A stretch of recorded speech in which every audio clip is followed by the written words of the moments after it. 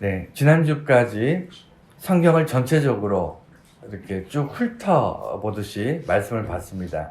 구약부터 신약까지 6챕터를 나눠가지고 우리가 봤습니다. 이번 주부터는 신약의 서신서를 조금 더 깊이 있게 보려고 합니다.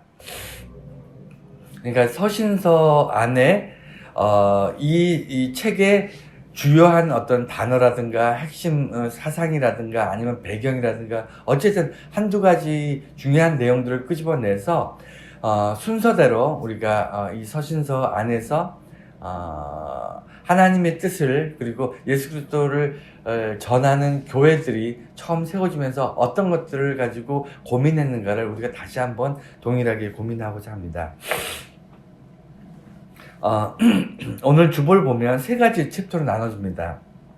첫 번째는 초대교회의 문제, 문제에 대해서 좀 다룰 건데, 초대교회의 문제들에 대해서. 두 번째는 현대교회의 문제, 대조되는 현대교회의 문제. 그리고 마지막 세 번째가, 종말론은 믿음을 요구한다라는 부분인데, 오늘 핵심은 이 세 번째입니다. 첫 번째와 두 번째는 제가 여러 번 설교를 했기 때문에 여러분들이 잘 아는 내용이지만, 오늘 이 내용을 토대로 해서 세 번째, 믿음에 대해서, 종말론은 믿음을 요구한다. 믿음에 대해서 다시 한번 말씀드리는데, 아니, 또 믿음을 얘기합니까? 라고 저한테 물으신다면, 죄송합니다. 하지만, 교회에서 믿음 빼고 나면 설교할 게 없어요. 믿음을 1년에 52주가 있는데 아마 3분의 2는 믿음 얘기를 할 겁니다. 그럼에도 불구하고 오늘 굉장히 중요한 이야기를 중요한 본문 설교를 여러분 듣게 되실 텐데 잘 기억하시면 정말 도움이 되시리라고 확신합니다. 먼저 첫 번째 초대교회, 두 번째 현대교회의 문제들에 대해서 정말 간단하게 한번 생각해보고 넘어가도록 하겠습니다. 데살로니가 전후서를 제가 첫 시간, 서신서 강해로 이렇게 가지고 나온 이유는 사도 바울이 그 서신서를 첫 번째 쓴 게 데살로니가 전서 후서입니다. 그러니까 그 전까지 선교 여행을 다니면서 교회의 문제에 대해서 생각을 못한 거예요. 여러분 한번 생각해 보세요. 교회를 지금은 괜찮지만 당시에는 교회를 다닌다는 것이 목숨을 걸고 다녀야 했고요. 교회를 다니는 것 때문에 엄청난 핍박을 받습니다. 교회를 나간다는 것 때문에요. 가족으로부터, 친한 사람으로부터, 지역사회로부터 심한 고통을 받으면서 살 수밖에 없는 그런 사회입니다. 그렇게 교회를 나왔음에도 불구하고 교회에서 문제가 발생하느냐? 교회에서 문제가 발생했다니까요. 정말 고통스럽게 교회를 아마 옛날 분들은 권사님이나 저 정도 되는 연배에 있는 분들은 아마 어릴 때 교회 나올 때 조금 어려움이 있었을 수도 있어요. 우리나라가 교회가 제 기억에도 한 40-50년 전에 교회 나올 때는 교회 안에서 집 안에서나 이럴 때 핍박을 받은 경우가 많이 있습니다. 저희 집안도 어릴 때 불교 집안이었기 때문에 제가 처음 교회를 나왔거든요. 교회 나갈 때 눈치 많이 봤어요.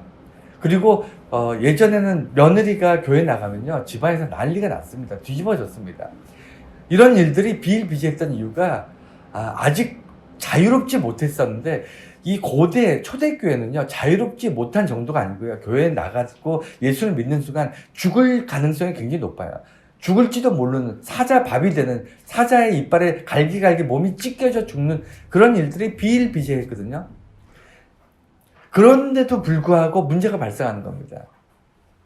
여러분 이해가 되시나요? 교회 초대교회 문제들은요 제가 세 가지를 요약을 했는데 교회의 환란이에요. 도대체 교회 나가는 게 너무 힘든 겁니다. 예수를 믿는 건 좋은데 예수의 말씀을 듣고 천국의 말씀을 듣는 건 좋은데 교회 나가는 게 너무 힘들어. 교회를 나가면 잘못하면 언제 누가 나를 공격해서 우리 집안이 풍비박산이 나고 내 생명이 일촉즉발의 위기에 놓여 있을지 우리는 알지 못하면서 교회를 나가는 겁니다. 오늘 나갔지만 다음 주에 못 나오는 거는요. 그 다음 주에 이 사람이 잡혀가서 어디선가 고초를 당하고 있기 때문인 거예요. 이런 사회적 환경 속에서 교회를 나가고 있으니까 초대교회는 사람들이 불안합니다. 그리고 너무 고통스러운 거예요. 눈물이 마르질 않아요. 교회에 모여서 찬송을 하고 교회에 모여서 예수 그리스도에 관해서 말씀을 듣고 성경 하나님의 구원에 기뻐하며 찬송하면서도 동시에 옆에 있는 우리 형제 자매들 가족들이 또 예수 믿는 것 때문에 고통당하고 끌려가고 심지어는 이렇게 숨어서 평생 땅속 같은 지하에 숨어서 예수를 믿고 이런 비참한 생활을 우리가 눈으로 보면서 이런 극단적인 구원의 기쁨과 그리고 이 땅에서 절망적인 어떤 삶의 모습, 이 두 가지 극단적인 삶을 보면서 신앙생활을 하고 있는 겁니다. 그러니까 교회가 정상적일 수가 없죠. 지금 우리가 보는 이런 교회는 초대교회가 아닙니다. 이렇게 자유롭고요. 이렇게 편안하게 예수를 믿는다는 건 말도 안 됩니다. 이런 일은 이건 정말 최근에 있는 일이고요. 초대교회는 아무도 모르게 예배를 드릴 수밖에 없고 누군가가 예배 드리는 것을 알게 되면요. 큰 혼란이 올 수밖에 없었습니다. 두 번째는 교회 안에 초대교회 문제는요. 이단과 유대주의예요. 지금도 여러분 교회가 이단 때문에 고통을 받고 있는데 초대교회와 현대교회는요. 동일한 문제점이 있는 것도 있고요. 정반대의 문제점이 있는 것도 있습니다. 환란의 문제는 정반대의 문제. 지금 너무 편안해서 문제고요. 이단이라든가 유대주의 같은 어떤 그런 이단이 교회 안에서 교회를 병들게 하는 것은 예나 지금이나 똑같아요. 동일한 겁니다. 이단은 왜 발생하죠? 교회 안에서 하나님의 말씀을 어떻게 한다? 자의적으로 해석한다거나 아니면 거기에 제가 여러 번 말씀드리지만 첨부해서 플러스 알파, 이 알파가 이단이 되는 거예요. 기존에 예수를 이야기합니다. 기존에 하나님에 대해서 이야기하고요. 찬송을 이야기하고 기도를 얘기하는데 거기다 플러스 알파를 더 얘기하는 거예요. 플러스 알파가 뭐죠? 헌금을 많이 해야 된다. 봉사를 많이 해야 된다. 목사 말을 잘 들어야 된다. 다 플러스 알파가 들어가면서 이단이 되는 거예요. 그리고 그러면서 플러스 알파가 점점 중요해지면서 본질이 점점 약해지는 거예요. 이러다가 보면 이단이 되는 거예요. 예나 지금이랑 똑같아요. 그리고 초대교회에서 중요했던 그 문제점이 뭐냐면 유대주의. 그러니까 교회 안에 초대교회는 다양한 사람들이 모이잖아요. 유대인도 모이고 이방인도 모이고 이 두 사람들은 절대로 같이 예배드릴 수가 없어요. 서로 죄송합니다. 서로 원수지간입니다. 얼굴도 안 봐요. 그런 사람들 교회 안에서 예수의 이름으로 모여서 같이 옆자리에 앉아서 예배를 드는 이게 말이 안 되는 겁니다. 주인과 종이 한 자리에 모여서 같이 예배를 드려요. 이 말이 안 되고요. 로마 사람과 유대인들이 한 자리에 모여서 예배를 드립니다. 있을 수가 없는 일입니다. 지금 우리들은요, 그래도 그럭저럭 대충 비슷비슷한 사람이 모여 있잖아요. 초대교회는요, 원수와 원수가 한 자리에 모여서 예배를 드렸고요. 서로, 죽고 죽이던 사람들이, 로마 사람과 유대인들 서로 전쟁했잖아요. 서로 죽고 죽이던 사회였잖아요. 근데 한 자리에 모여서 하나님께 예배합니다. 이게 가능할까요? 가능했었다니까요. 이게 초대교회의 모습이에요. 그러다 보니까 어떤 일이 생기냐면 기득권이 자꾸 기득권을 얘기하려고 그래요. 인간들의 나쁜 버릇 중에 하나가요. 본능이 뭐냐면 둘만 모여도 내가 더 높다. 이 얘기하고 싶어요. 여러분 사회생활이라는 게 뭐죠? 가족이나 학교 생활이나 이런 데는 평균 그러니까 너랑 나랑 뭐 높고 낮은 별로 없는 그런 세상을 살다가 사회생활이라는 걸 시작하는 순간 뭐가 생기죠? 높낮이가 생기죠. 인간들은 그저 이렇게 사회생활을 영위할 때 기본적으로 계급을 만들어 놓고 그 안에 딱 들어가야 편안함, 안정감을 누립니다. 그게 본능적으로 인간이 가지고 있는 아주 나쁜 습관인데 그럼에도 불구하고 교회 안에서도 이것이 발동이 돼요. 그래서 유대인들 입장에선 우리들은 오랫동안 하나님을 믿던 민족이라는 거죠. 이방인들 향해서 너희들은 생뚱맞게 정말 예수님의 은혜로 정말 교회에 나와서 구원받고 예배드리고 있지만 너희들은 우리들에 비하면 아무것도 아니야. 너희들은 2등 민족이고 정말 하찮은 존재야. 이런 이야기들을 하는 겁니다. 그래서 우리들은 할례를 받았고 세례를 받았고 우리는 정말 하나님의 그 선택된 민족이었고 그렇기 때문에 너희들보다 더 뛰어나, 이런 이야기를 했던 게 유대주의예요. 예수를 믿는 것도 중요하지만 예수를 믿지만 경건하게도 살아야 된다. 이게 유대주의입니다. 예수 믿는 것도 중요하지만 11조를 드리고 그 다음에 정말 자기 삶을 드리고 그 다음에 하루에 3번씩 기도를 해야 되고, 이런 어떤 유대인들의 전통, 이것이 나쁜 것이 아니고요. 기독교의 핵심은 뭐냐면 예수로만 충분한 거예요. 예수를 믿는 것으로 우리는 구원받는데 아무런 부족함이 없어요. 예수 한 분으로 모든 것이 완전한데 유대주의는 그것으로 부족하다고 얘기하는 게 유대주의입니다. 이단도 똑같아요. 예수 한 분으로 우리는 충분히 구원받을 수 있는데 예수 한 분으로 약간 부족하고 이만희의 말도 믿어야 되고 그 다음에 무슨 다른 코란이라든가 무슨 이런 다른 경전도 해야 되고 무슨 이런 다른 거를 자꾸 얘기해요. 그게 이단이고 그게 유대주의인데 초대교회에 그게 있었고요. 오늘날도 똑같이 있습니다. 오늘날에 제일 심각한 게 뭐냐면 교회가 하나님을 예배하고 하나님의 백성이 모여서 하나님을 찬송하고 경배하는 본질적인 예배 공동체라는 본질의 플러스 알파, 교회가 정치를 하기 시작하고요. 사회 어떤 봉사를 하기 시작하고 뭔가 선교를 빌미로 교육 사업과 의료 사업을 하고요. 이게 잘못된 게 아니고요. 이것이 본질이 아니라는 거예요. 그런데 그것이 교회에서 더 중요하게 되고요. 그 다음에 교회를 건축하는 것에 교회가 온 힘을 다해서 그것이 교회의 본질인 것처럼 그렇게 호도하는 일들이 많이 있습니다. 심지어는 담임 목사가 무슨 노회장이 되고 총회장이 되는 것이 교회의 어떤 엄청난 명예인 것처럼 담임 목사가 정치를 하거나 아니면 사회의 유지가 되는 것, 아니면 어떤 지역사회에 어떤 영향력을 미치는 것이 굉장히 중요한 교회의 어떤 사명인 것처럼 되어집니다. 이게 한두 교회의 문제가 아니고요. 전체 교회, 거의 전체 교회에 일어나고 있습니다. 여러분 반드시 기억하셔야 되는 것이, 그것이 나쁘다는 것이 아니고 그것이 본질이 아니에요. 그것이 강조되기 시작하면요, 플러스 알파가 강조되기 시작하면요, 정통교회가 무너집니다. 정통교회가 이단이 되기 시작해요. 초대교회가 그랬고요. 그래서 바울이 편지를 쓰는 거예요. 어떻게 편지를 쓴다고요? 너희가 정신 차려야 되는 거예요. 교회를 목숨 걸고 나오지 않았느냐, 그 환난 가운데 나오지 않았느냐, 그런데 왜 교회를 망치고 있느냐, 너희들이 그 어려움 가운데 교회를 나왔는데 왜 교회를 병들게 하고 있느냐.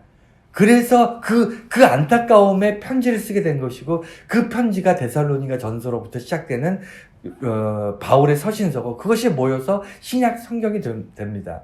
많은 교회들이, 많은 예수를 따르는 예수의 제자들이 바울의 서신서를 통해서 하나님의 음성을 듣기 시작해요. 그러면 여러분 기억하셔야 될 게, 바울이 쓴 편지가 어떻게 하나님의 음성, 하나님의 말씀이 될 수 있습니까? 라고 질문하겠지만, 구약에는 많은 선지자가 있었어요. 많은 선지자가 있었고요. 그들을 통해서 하나님께서 하나님의 뜻을 선지자들을 통해서 백성들에게 알려주셨어요. 그래서 이 선지자가 참 선지자라는 것이 확인이 되면요, 그 선지자가 한 이야기들은 하나님의 말씀으로 기록해서 그것이 구약 성경이 됩니다. 똑같아요. 우리는 사도 바울이 하나님께서 보내신 하나님의 선지자라는 것을 믿기 때문에 그를 통해서 말씀하신 내용들, 기록한 서신들을 통해서 하나님이 우리에게 주신 말씀이라고 믿기 시작한 겁니다. 그것이 우리 기독교의 경전의 시작이 된 것입니다. 그리고 오늘 데살로니가 전서를 쓴 이유, 지연되는 재림. 오늘 재림 얘기를 하면서 믿음 얘기를 이어서 하게 되는데, 초대교회에서는 아까 말씀드린 것처럼 교회에 모이면 기쁘고 즐거웠을까요? 예, 당연히 기쁘고 즐겁죠. 구원을 받은 사람들이 세상 무엇과도 바꿀 수 없는 기쁨이 있었습니다. 그런데 그 기쁨과 동시에 뭐가 있었냐면 눈물이 있었어요. 죽음이 있습니다. 그러니까 내 사랑하는 가족이, 내 자녀가, 내 부모가, 내 이웃이, 내 형제가 누군가의 고발로, 누군가에 의해서 잡혀서, 유대인들에 의해서 또는 로마인에 의해서 잡혀가서 십자가에 못 박히거나, 아니 로마 같은 데서는 원형 경기장에서 사자의 밥으로 던져지는 거예요. 그것을 우리가 알고 있습니다. 목도하면서 모였어요. 어제 내 옆에 앉아서 함께 예배드리고 기도했던, 함께 하나님을 찬양하고 예수 그리스도의 구원의 기쁨을 감격해 하던 내 이웃, 내 친구, 내 형제가 일주일 사이에 잡혀가가지고 사자 밥이 돼버렸어요. 이 상황을 매주 날마다 겪으면서 살아갔던 게 초대교회입니다. 이들에게는 기쁨과 동시에 눈물이 있었는데, 지금 사도 바울이 재림에 대해서 다시 한번 기록한 이유가, 너희가 오늘 말씀해 보면 형제들이 자는 자들에 관하여 너희가 알지 못함을 우리가 원하지 아니하노니 이는 소망 없는 다른 이와 같이 슬퍼하지 않게 하려 합니다. 이 얘기는 뭐냐면, 잔다, 이게 죽는다는 얘기인데, 예수 믿고 죽은 자들이 이제 있습니다. 물론 연루해서 죽은 사람들도 있지만 핍박 가운데 죽은 사람들도 있고 순교한 사람도 그렇게 많았는데, 이런 사람들을 지켜볼 때 이들이 소망 없는 세상 사람들처럼 소망 없는 가운데 죽은 사람들처럼 그들을 바라보면 슬퍼하는 그런 슬픔을 우리가 겪기를 원치 않는다는 거예요. 이 얘기는 뭐냐면, 교회 안에서 너무나도 억울한 죽음이 있습니다. 너무나도 비참하고 너무나도 잔인한 죽음들이 있어요. 그리고 그 죽음을 바라보는 우리 초대교회 사람들의 애통함과 그런 마음들이 다 있습니다. 그런데 그들이 똑같이 세상 사람들처럼, 소망 없는 사람들처럼 똑같이 슬퍼하기를 원치 않는다는 거예요. 그래서 바울이 이 첫 서신을 쓴 겁니다. 재림을 기다리는 사람들. 그런데 재림이 금방 오지 않아요. 예수님께서 금방 오신다 그랬는데 금방 오시지 않으니까 그것을 기다리는 사람들이 그들의 죽음에 대해서 너무 애통해하니까 이 사도 바울이 편지로 그들을 위로하는 거예요. 뭐라고 위로하냐면, 뒷부분에 나오는데, 우리는 하나님이 죽으나 사나 하나님께서 우리를 붙잡으신 하나님의 백성이다, 이렇게 위로하는 겁니다. 여러분, 이게 하나님의 말씀이에요. 예수님께서 직접 우리에게 말씀하시지 않았지만 사도 바울을 통해서 하나님께서 초대교회의 그 고통 가운데, 교회를 다니는데 더 힘들어, 교회를 다니는데 늘 정말 교회 다니는 것 때문에, 예수 믿는 것 때문에 사자에게, 그 사자의 이빨에 갈기갈기 찢어 죽어가는 우리 형제들, 내 이웃들, 내 부모, 내 자식들을 바라보며 가슴이 찢어져가는 그 초대교회의 그 성도들의 그 마음을 위로하는, 그 마음을 위해서, 그 위로를 위해서 하나님께서 바울을 통해 주시는 말씀이 뭐냐면, 너희들이 사나 죽으나 내 것이라는 거예요. 그것을 하나님께서 바울을 통해서 말씀으로 주시는데, 이것을 전하기 위해서 바울이 펜을 듭니다. 그래서 초대교회 세 가지 문제, 교회의 환란과 이단과 유대주의, 그리고 지연되는, 금방 오시겠다는 예수님이 왜 아직도 안 오십니까? 이것 때문에 고통받고 이것 때문에 안타까워하는 초대교회를 위해서 세 가지 이 문제로 편지를 썼는데, 현대교회를 대칭적으로 이렇게 보면 현대교회는 참 아이러니하게도요, 절박함이 없다는 거예요. 현대교회의 문제는요, 너무 편안해요. 가면 가고 말면 말고, 이 교회 아니면 저 교회. 우리는 그 다음에 요번 주 남고 하면 다음 주. 우리는 항상 기회가 많다고 생각하는데요. 여러분, 인생을 이제 많이 살아보신 분일수록 알아요. 우리가 기회가 많다고 생각할수록 기회가 없다는 것을 압니다. 기회가 없다고 생각할 때 우리는 악착같이 그 기회를 잡으려고 바둥바둥 이렇게 애쓰면서 살지, 우리가 이렇게 삶을 오래 살아보신 분들은 알아요. 기회가요, 인생의 기회가 그렇게 많지 않습니다. 저도 살아보니까 알겠더라고. 내가 기회가 또 있을 것 같고, 우리가 오늘 안 되면 내일 있을 것 같은데, 내일 그 기회가 반드시 올 거라고 장담 못 하더라고요. 인생이라는 게 그렇더라고요. 그렇지 않나요? 여러분, 살아보시니까, 오늘 아니면 내일 되겠지. 내일이라는 게 장담 못 한다니까요. 그래서 기회가 없으면, 오늘밖에 기회가 없다. 그러면 바둥바둥 어떻게든 오늘 그 기회를 붙잡으려고 애쓰는데, 기회가 많다. 언제든지 기회를 잡을 수 있다. 이렇게 생각하는 순간, 기회를 놓치는 경우가 허다하게 많습니다. 그게 인생이에요. 그게 사람 사는 방식입니다.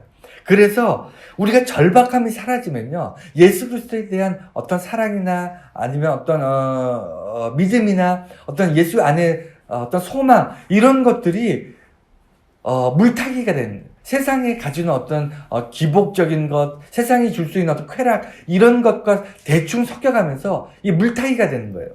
그래서 현대교회에서 치명적인 문제가 뭐냐면 편안함이에요. 안락함입니다. 불편함이 없다는 거예요. 내가 선택할 기회가 많다는 거예요. 내가 이 교회 아니면 뭐 저 교회 가면 되지. 내가 이 불편한 교회 예배 드릴 게 아니라 저기 잘 갖춰지고 조직도 잘 돼 있고 뭐 의리의리하고 건물도 뭐 되게 좋고 뭐 많은 사람이 다니고, 여러분 이것이 여러분 신앙생활이나 믿음 생활을 더 좋게 만들 거라고 착각하시면 절대로 안 됩니다. 기회가 많으면요, 여러분 기회를 놓칠 확률이 굉장히 높습니다.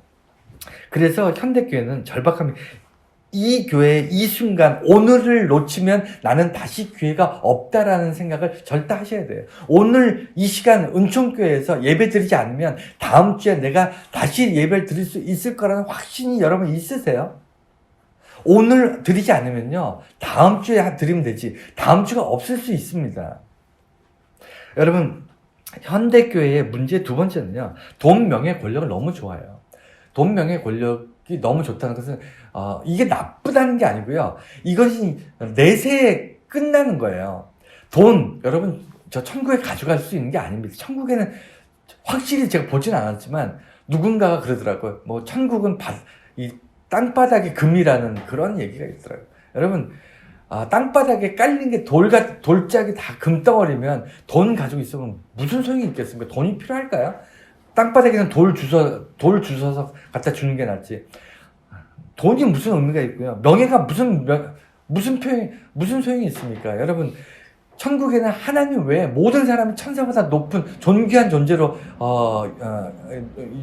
높임을 받는데, 모든 사람이 명예로운 그런 곳이 천국인데, 거기서 여러 명예를 따져봐야 그건 이 땅에서 살면서 정말 도토록 희재게 하는 거거든요. 권력도 정말 잠시거든요. 권력이라는 게 이 땅에서, 여러분 권력 쥐어보십시오. 물론 저는 권력을 가져본 적이 없지만 권력 쥐어봐야 그 잠깐입니다. 잠깐. 이 땅에서 뭐 100년도 못 사는 인생에 권력 때문에 그 잠깐 사는 이 땅의 삶을 낭비하지 마세요. 여러분, 그런데도 불구하고 교회가 이 땅에서 제한적인, 이 땅에서 잠깐 누릴 수 있는 이 돈, 명예, 권력을 거기를 위해서 올인하는 그런 교회들이 너무 많다는 거예요. 그래서 현대 교회들이 문제가 발생합니다. 현대 교회의 문제가, 이 문제를 해결하려면 어떻게 해야 되냐면, 원래 교회가 무엇을 쫓아서 달려가는가를 기억을 해야 되는데, 그래서 오늘 이 말씀을 보는 거예요. 초대교회가 무엇을 지향했는데 어떤 문제가 있었고, 현대교회는 무엇을 지향하지 않기 때문에 이런 문제가 발생하는가, 이런 것들을 비교해서 좀 깨달으시라고 이 말씀을 전하는 거고요. 이건 뭐 아무리 강조해도 지나치지 않으니까 이건 그냥 여러분이 다 아실 거예요. 그리고 마지막으로 세 번째가, 현대교회의 문제 세 번째는요, 구원의 필요성이 사라져가고 있어요. 이 구원의 필요성이 없어진다는 것이 아니고요, 사람들 인식이 더 이상 내가 구원받아야 되는 존재라는 그 생각이 없어진다니까요. 그것이 어디서? 교회에서. 세상 밖에 있는 사람들은요, 당연히 구원받아야 되는 존재를, 자기가 구원받아야 된다는 존재감 자체가 없습니다. 그러니까 전도가 안 되는 거예요. 여러분, 세상에 있는 예수 믿지 않는 사람한테 교회 와서 예수를 믿고 그 다음에 구원 받으시고 천국 가시길 바랍니다 라고 이야기하는 게 복음 전파의 어쩌면 기본이거든요. 모든 어떤 군더더기를 뺀 핵심인데, 교회에서 나와서 함께 예배드림으로 예수를 만나고 예수의 를 구주로 고백하고 그 십자가를 믿음으로 죄사함을 받고 하나님의 백성으로 하나님 자녀로 거듭나서 천국에 함께 들어가길 원합니다. 라고 얘기할 때 기본이 뭐냐면 구원받아야 될 존재라는 거예요. 당신은 구원받아야 돼. 다시 말해서 스스로 천국 갈 수 없고요. 스스로 죄 용서함을 받을 수 없고 당신은 씻을 수 없는 죄를 가지고 있는 죄인입니다라는 것을 전제해야만 구원에 대한 이야기가 씨알이 먹히는 거거든요. 근데 당신은 구원받아야 될 존재입니다. 씨알이 안 먹혀요. 나는 구원받을 이유가 없는 거예요. 난 죄 지은 기억이 없다는 거예요. 그게 현대 사회입니다. 근데 그것이 교회 안에도 있어요. 교회 안에도 죄 용서함 받고 구원받아야 된다는 것이 별로 중요하잖아요.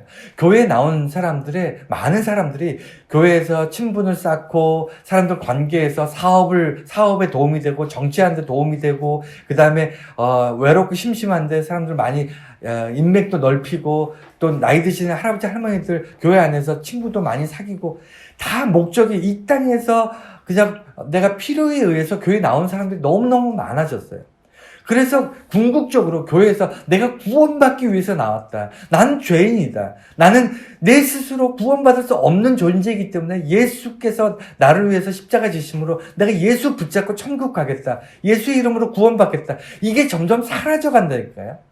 구원의 필요성이 사라져가요. 난 예수 믿고 구원 받았다. 그러니까 이제 더 이상 구원에 대해서 나한테 얘기하지 마세요. 이렇게 얘기하시면요. 여러분 구원받은 기쁨을 누리며 살 수가 없어요. 구원받은 기쁨을 누려야만 교회 안에서 자유롭게 기쁨으로 살아갈 수 있습니다.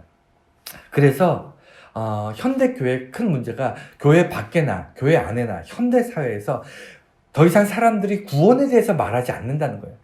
구원의 필요성을 느끼지 않기 때문에 구원을 얘기할수록 점점 사람들이 교회에서 이런 얘기를 계속해 무슨 구원 얘기를 해 점점 잘 살 수 있는 법 좀 이렇게 남들보다 좀 출세하고 성공하고 뭔가 좀 복받는 그런 이야기나 좀 해주지 이런 거에 몰입하는 순간 여러분 교회가 돌이킬 수 없는 나락으로 떨어집니다. 자, 세 번째 이제 이것이 오늘 설교의 핵심입니다. 그리고 정말 중요하고요. 여러분 잘 들으시기 바랍니다. 세 번째가 뭐냐면 종말론은 믿음을 요구한다. 아까 말씀드린 것처럼 그 초대교회에 지금 이 바울이 편지를 쓴 이유가 여러 가지 교회를 세우고 착하게 살고 거짓말하지 않고 무슨 정직하게 살고 다 좋아요. 다 좋은데 여러분 교회에서 착하게 살고, 정직하게 살고, 나쁜 짓 하지 말고, 이것을 굳이 강조하지 않아도 여러분 다 아시지 않습니까? 여러분 교회 다니면서 나쁘게 살라고 얘기하는 사람 있나요? 다 착하게 살고, 성실하게 살고, 그다음, 정직하게 살고, 다 바르게 살고, 훌륭하게 살아라. 이거에 대해서는 두말할 이유가 없습니다. 그런데, 종말에 대해서만큼은 반드시 누군가 해명을 해줘야 돼요. 설명을 해줘야 되는 거예요. 그렇지 않습니까? 제가 여러분들한테 정직하게 살아요 라고 얘기 안 해도 여러분들은 정직하게 살아야 되는 이유는 다 알고 있어요. 그리고 정직하게 살려고 노력합니다. 그렇지 않습니까? 하지만 종말에 대해서 예수님이 다시 오신다는 것에 대해서는 목사가 성경을 통해서 설교하지 않으면요, 여러분들이 알지를 못해요. 거기에 대한 소망을 가질 수가 없어요. 그래서 바울이 편지를 썼는데, 이 종말론은요, 믿음을 요구한다. 그러니까, 사람이 언제 믿음이 필요하죠? 이 믿음에 대한 이야기를 여러분 잘 들으시기 바랍니다. 사람이 믿음이 언제 필요합니까? 영주야, 많이 피곤하겠지만, 이따 녹음한 거 다시 들어. 언제 믿음이 사람이 필요할까요? 예, 행동하기 전에 믿음이 필요해요. 여러분, 사람이 가만히 앉아서 생각하거나 뭘 계획하거나 뭘 이렇게 상상하거나 이럴 때는 믿음이 전혀 필요 없습니다. 믿음 없이도요, 상상하고 계획하고 무슨 생각하고 사고하고 기억하고 우리 그런 일들은요, 믿음 없이도 다 가능해요. 그런데 믿음은 언제 필요하냐면 내가 무엇인가 행동을 하려고 할 때 믿음이 필요합니다. 우리 인생은요, 행동은 우리가 먹고 자고 하는 모든 것이 행동이거든요. 그러니까 우리는 행동하지 않는 순간이 거의 없어요. 우리 삶은요, 행동 이렇게 행동들이 모여서 하루가 되고요. 그 하루가 모여서 일주일, 한 달, 1년이 돼서 우리 삶을 행동의 연속으로 볼 수 있습니다. 그래서 우리는 여러분 아무것도 자고 있는 것이 아무것도 안 하는 것 같지만 자는 행동을 하는 거잖아요. 그래서 행동을 한다는 것은 반드시 믿음을 전제로 해요.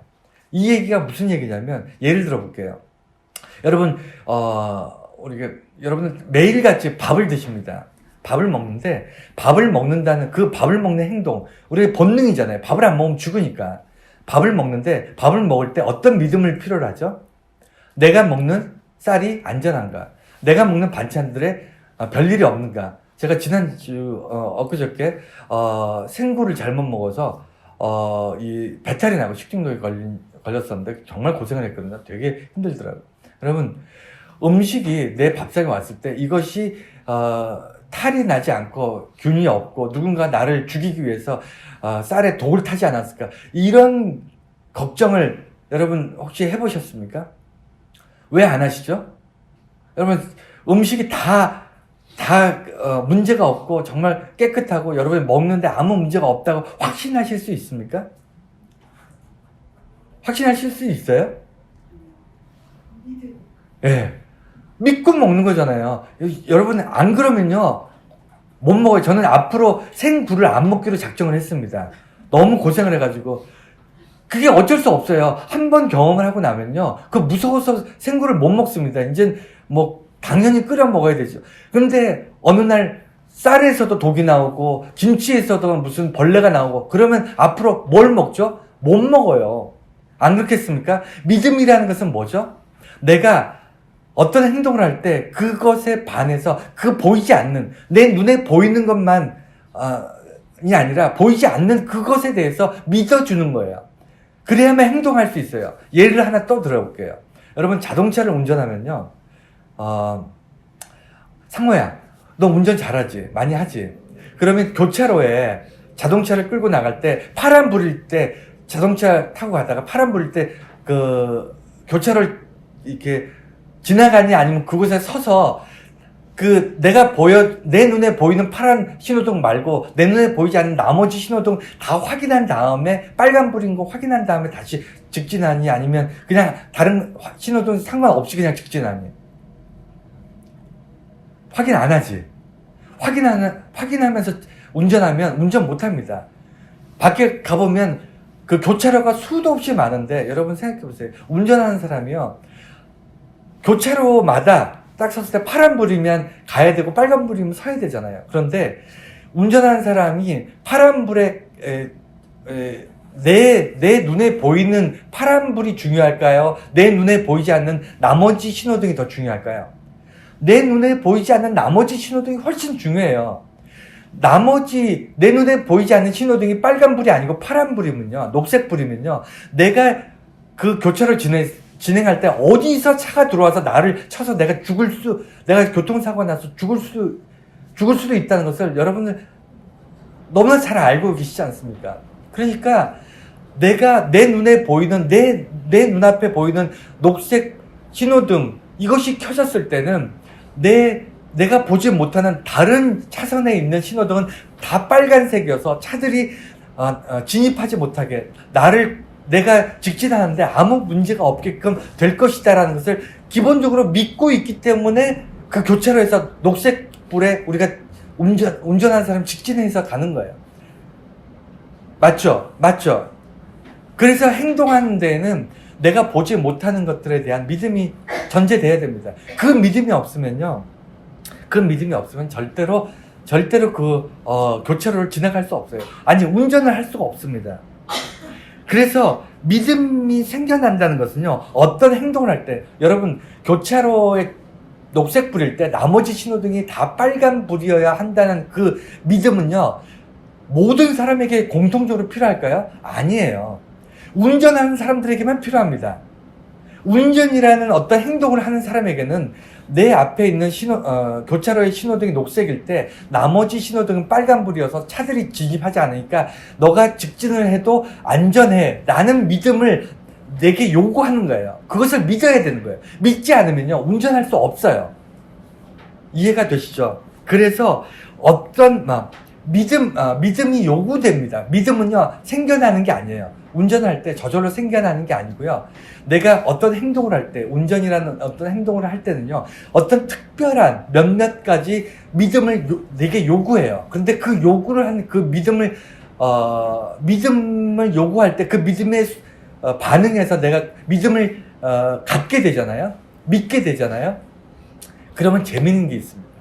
대단히 중요한 건데 제가 믿음에 대해서 설교하면서 이 부분을 여러분들 강조하고 싶었던 거예요.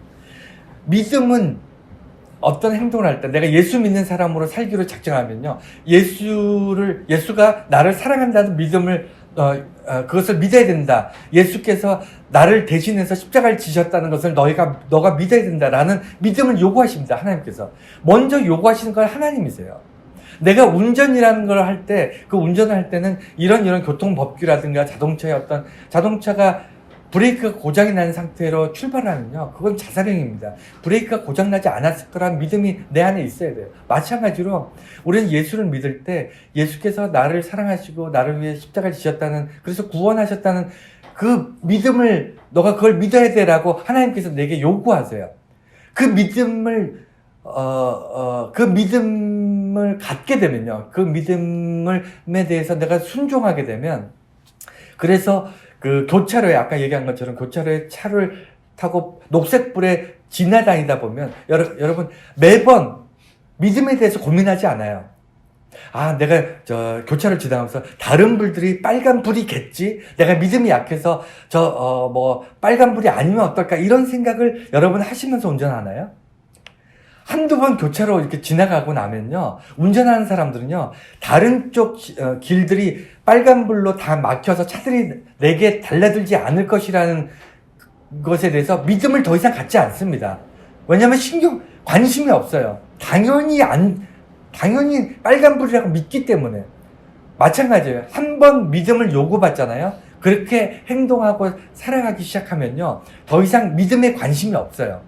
예수님이 다른 표현으로 얘기하면 교회에서 하나님께서 내게 물으십니다.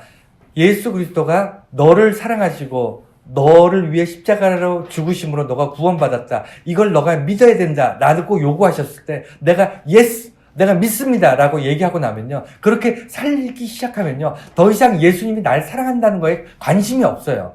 예수님이 날 구원하셨다는 것에 관심이 없습니다. 교회 생활을 어떻게 해야 되는가에 대해 관심이 없어요. 왜? 당연한 거니까. 우리 아이들 둘이 지금 앞에 있는데, 얘네들이 날마다 저 사람이 나의 아버지가 맞을까? 내가 우리 아버지인 것을 믿음으로 하루하루를 잘 버텨나가야지. 이렇게 살아가고 있을까요? 관심이 없다니까. 저 아이들은요, 제가 자기 아버지라는 것에 대해서, 저 앞에서 설교하는 저 사람이 나의 아버지라는 것에 대해서 관심이 없습니다. 왜? 당연한 거니까. 저 앞에 있는 저 사람이 나를 사랑할 것이다? 사랑하지 않으면 어떻게 되지? 이런 거에 관심이 있을까요? 아버지가 나를 정말 열심히, 정말 변함없이 사랑해 줘야 될 텐데, 이런 거에 대해서 걱정하고 근심하고 여기에 대한 믿음이 있을까요? 전혀 없죠, 전혀. 왜냐면 이 사람이 내 아버지, 우리 아이들이 태어날 때 엄마와 아빠가 누군지 확인하지 않고 태어났기 때문에 저 아이들은 오직 믿음으로 저와 저 아내가 아버지와 어머니인 것을 믿고 살아가는 아이들입니다. 그렇지 않습니까? 저 아이들이 눈으로 본 적이 없어요. 눈으로 본 것이 인생을 결정하는 것이 아니고요, 눈으로 보지 못한 것들이 여러분들의 인생을 결정합니다.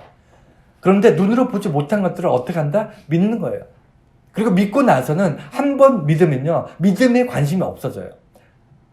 그것이 중요합니다. 교회를 다니고 예수를 믿잖아요. 그러면 믿음이 사라진 것 같이 느껴져요. 뭔가 믿어야지, 더 열심히 믿어야지, 이런 생각 자체가 없습니다. 왜냐면 당연한 거니까.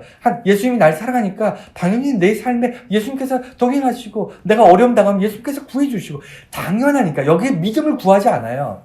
예수님 내 믿음이 더 강해져서 더 뜨거워져서 내가 기도를 더 열심히 하고 더 믿음이 강해져서 나의 어려움을 예수님께서 도와주시고 이런 생각 안 합니다.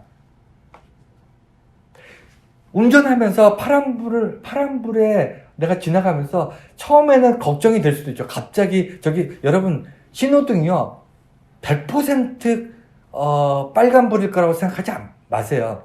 신호등도 이 기계이기 때문에요.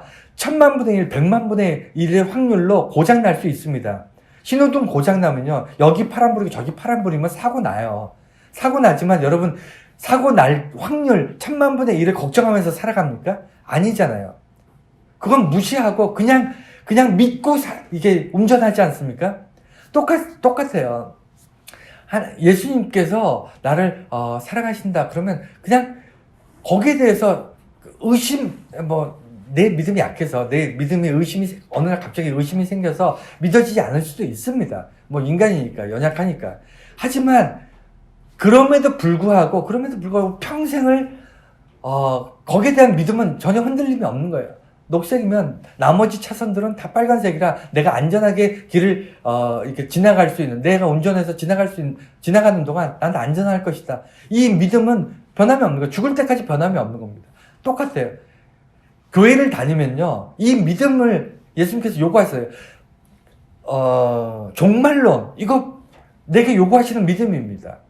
너가 이 땅에서 어떻게 살다가 어떻게 죽더라도 사나 죽으나 하나님께서 너를 절대로 포기하지 않아. 하나님께서 너를 붙잡으시고 하나님의 백성으로, 하나님의 자녀로 끝까지 너를 붙잡고 사나 죽으나 하나님의 것이야. 우리는 하나님의 것이야. 라고 이것을 내게 말씀하시고 이걸 믿으라는 거예요. 믿고 나면 어떻게 되죠? 죽는 게 두렵지 않다니까요. 이래 죽으나 저래 죽으나 어차피 인생 한 번 죽는데 하나님이 나와 함께 하시는데 내가 이렇게 죽으면 더 명예롭고 이렇게 죽으면 더 비참하고 이건 내가 결정할 문제가 아니라는 거예요. 하나님이 사나 죽으나 하나님께서 너는 내 것이다 하는 그 순간 어떤 일이 발생하냐면 초대교회 내 옆에 그렇게 설교 초반에 얘기했죠. 교회하는 기쁨과 눈물이 함께 한다고. 초대교회는 그랬어요.